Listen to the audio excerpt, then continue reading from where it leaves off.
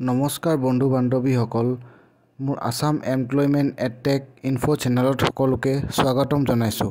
আমি এতিয়া দেৰি নকৰি ভিডিঅ'টো আৰম্ভ কৰোঁ বলক। 1 নম্বৰ জবটো হৈছে অফিচ জব বিচৰা হৈছে। তাৰ কাৰণে আপোনালোকক যিকোনো গ্ৰেজুৱেশ্যন কৰা হ'লে হ'ব, লগত এবছৰ বা 5 বছৰ অভিজ্ঞতা বিচৰা হৈছে। দৰমহা 12,000 পৰা 20,000 টকাৰ ভিতৰত দিয়া হ'ব। যদি কোনোবা প্ৰাৰ্থীয়ে আবেদন কৰিব বিচাৰিছে তেনেহ'লে তলত দিয়া মেইলত গৈ আপোনালোকৰ চিভিখন পঠিয়াই দিব, নাইবা তলত দিয়া নম্বৰত গৈও পঠিয়াব পাৰিব। আৰু আপোনালোকে চিভিখন পঠিয়াওঁতে আপোনালোকৰ যিটো ছাবজেক্ট লাইন আছে তাত মেনশ্যন কৰি দিব অফিচ জবৰ কাৰণে।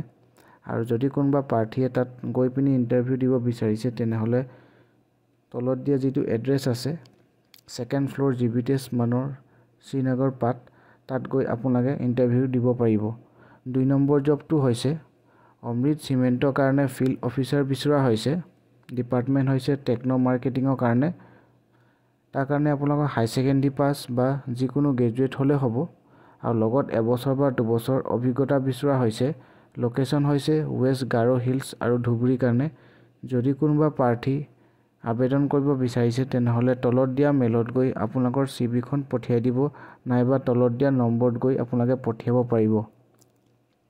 3 নম্বৰ জবটো হৈছে গুৱাহাটীত এখন NGOত ৰিচাৰ্চ কাম ছ'চিয়েল মিডিয়া মেনেজাৰ বিচৰা হৈছে।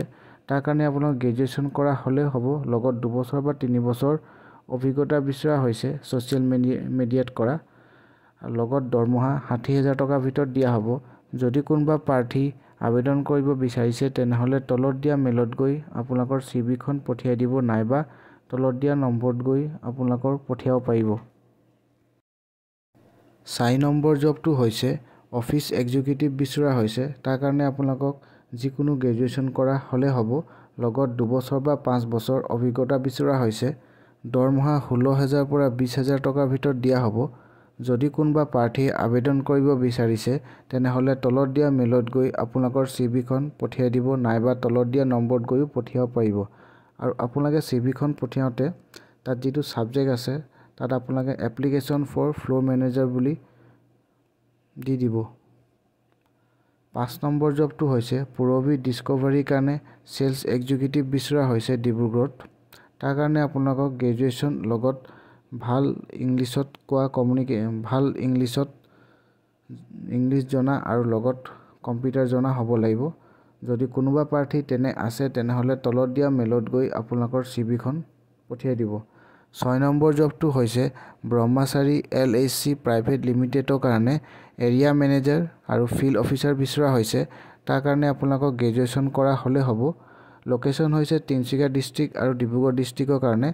যদি কোনোবা প্ৰাৰ্থী আবেদন কৰিব বিচাৰিছে তেনেহ'লে তলত দিয়া মেইলত গৈ আপোনালোকৰ চিভিখন পঠিয়াই দিব, নাইবা তলত দিয়া নম্বৰত গৈ যোগাযোগ কৰিব পাৰিব। 7 নম্বৰ জবটো হৈছে JJM ৱাটাৰ ইনফ্ৰাষ্ট্ৰাকচাৰ প্ৰডাক্টছৰ কাৰণে চেলছ মেনেজাৰ বিচৰা হৈছে।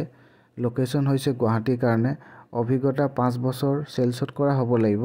তাৰ কাৰণে আপোনালোকক গ্ৰেজুৱেশ্যন কৰা হ'লে হ'ব। যদি কোনোবা প্ৰাৰ্থীয়ে আবেদন কৰিব বিচাৰিছে তেনেহ'লে তলত দিয়া মেইলত গৈ আপোনালোকৰ চিভিখন পঠিয়াই দিব। 8 নম্বৰ জবটো হৈছে ষ্ট'ৰ এছিষ্টেণ্ট মেনেজাৰ বিচৰা হৈছে। তাৰ কাৰণে আপোনালোকক হাই ছেকেণ্ডেৰী পাছ লগত কম্পিউটাৰ হ'ব লাগিব। অভিজ্ঞতা 3 বছৰ পৰা 5 বছৰ ভিতৰত বিচৰা হৈছে। দৰমহা 15,000 পৰা 20,000 টকাৰ ভিতৰত দিয়া হ'ব। যদি কোনোবা প্ৰাৰ্থীয়ে আবেদন কৰিব বিচাৰিছে তেনেহ'লে তলত দিয়া মেইলত গৈ আপোনালোকৰ চিভিখন পঠিয়াই দিব, নাইবা তলত দিয়া নম্বৰত গৈ পঠিয়াব পাৰিব। 9 নম্বৰ জবটো হৈছে অংশুবান TVSৰ কাৰণে ABDBM নেটৱৰ্ক মেনেজাৰ আৰু চেলছ এক্সিকিউটিভ বিচৰা হৈছে। লোকেশ্যন হৈছে ডিব্ৰুগড় নতুন গাঁও আমোলাপট্টি। যদি কোনোবা প্ৰাৰ্থীয়ে আবেদন কৰিব বিচাৰিছে তেনেহ'লে তলত দিয়া নম্বৰত গৈ যোগাযোগ কৰিব পাৰিব। 10 নম্বৰ জবটো হৈছে গুৱাহাটীত মেফেয়াৰ আল্ট্ৰা লাক্সাৰী হোটেলৰ কাৰণে GRE ফ্ৰণ্ট অফিচ আৰু GRE F&B ছাৰ্ভিচৰ কাৰণে প্ৰাৰ্থী বিচৰা হৈছে।